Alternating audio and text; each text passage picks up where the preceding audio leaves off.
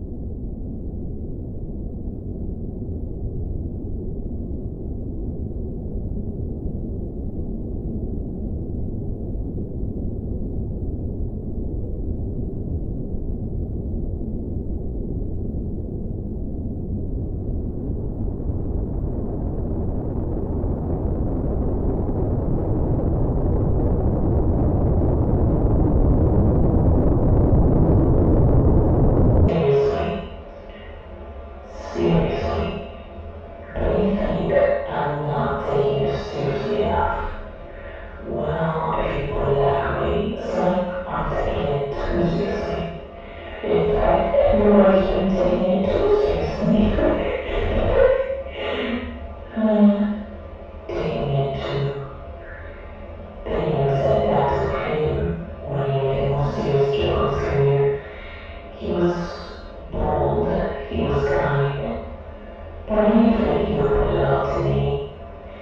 He didn't even know what to do, but he would pull down covers and do military efforts when he couldn't fight it. Pull more into his prison when he couldn't escape it. Hell, he thought he could actually start making colonies on the moon. He thought he could pull it off. He thought he could. But all he did was make a bigger joke out of this nation, out of this whole planet. Guess all he could do was keep up the career that he was so good at. Apparently, before he was gone from it, he wanted to get the Nassau to one of his advisors. I knew her deeply as well, although we weren't very close, not even since childhood. She convinced Faith to not bring me to New York that Christmas Eve. I still resented it so deeply, yet she seemed to be coming along, but not anymore. Not until I came back with a change. She understood I was a threat to this run immediately. She's a fast figure, but it seemed that she left her sentimental tendencies behind her empire days.